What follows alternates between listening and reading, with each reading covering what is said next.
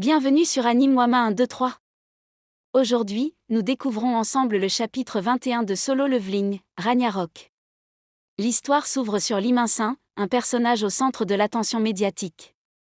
Devant son téléphone, il observe les informations diffusées à son sujet. Lee Min-sin, vice-président de la guilde de la faucheuse, a été innocenté par l'association. Tous les bilans de la guilde ont été rendus publics. L'ouverture de la station Séoul avait pour objectif de créer de nouveaux chasseurs. Malgré l'incident impliquant la guilde Yen, Lee Min-sin continue de vouloir faire le bien. Souriant, Lee pense intérieurement, c'est si simple. Dire qu'il ne m'aura fallu qu'un peu de jeu d'acteur pour faire basculer l'opinion publique de mon côté. Alors qu'il marche, une dame l'interpelle, allons bon, mais qui va là? Ne serait-ce pas le héros des chasseurs? Lee, faussement humble, répond, oh madame. Une autre femme surgit et s'adresse à la première, vous auriez dû me prévenir de votre venue. Sortez, tous. Mais Lee, agacé, rétorque, suis-je supposé vous rendre un rapport sur mes moindres faits et gestes? La femme observe Lee avec mépris et pense, ce caractère odieux qu'est le sien. Né avec une cuillère en argent dans la bouche, il est devenu une égérie pour la Corée durant son adolescence. Je peux comprendre sa fierté débordante.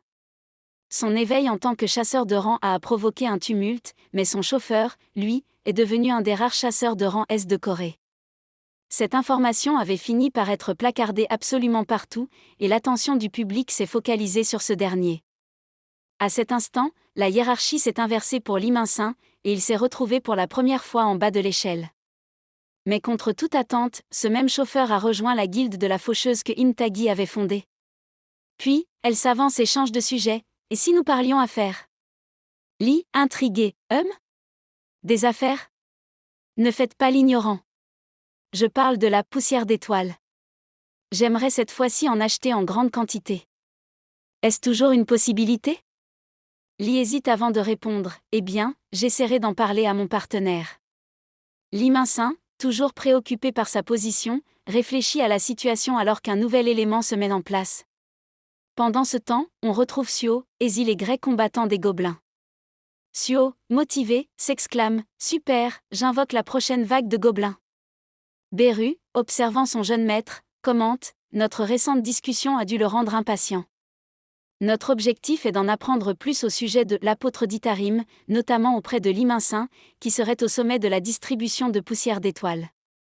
Il faut partir du principe qu'un combat éclatera lorsque nous approcherons Lee Min-sin. Suo réfléchit, alors comment le pousser à nous en dire plus au sujet de l'apôtre d'Itarim? Beru, pragmatique, s'il persiste à ne rien vouloir nous dire, alors je le consommerai pour récupérer ses souvenirs. Le monarque de l'ombre m'a autorisé à manger des humains s'ils sont perçus comme mauvais.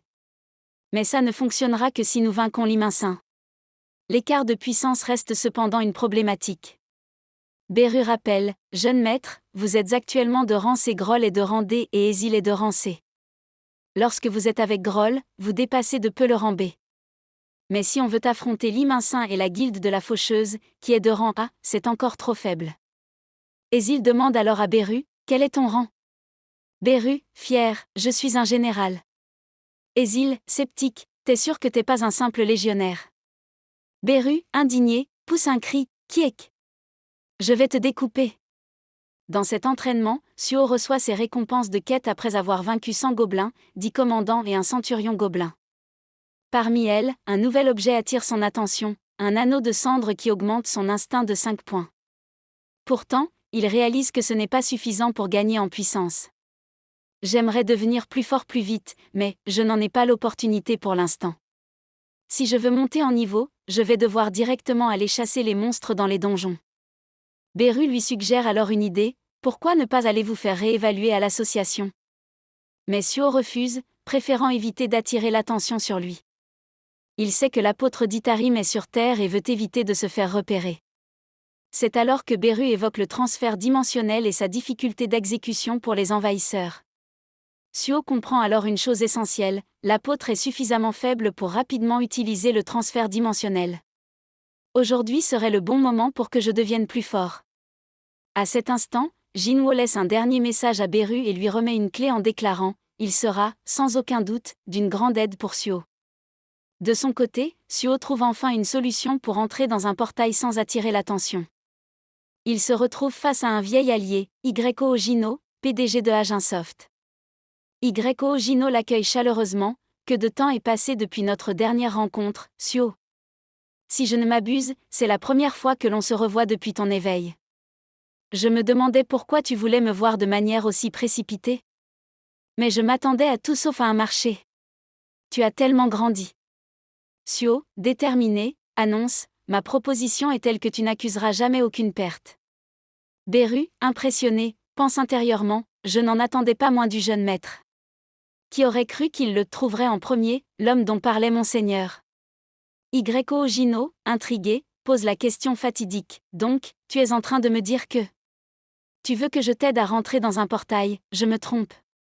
Fin du chapitre. La suite dans un prochain épisode sur Anime Wama 1, 2, 3.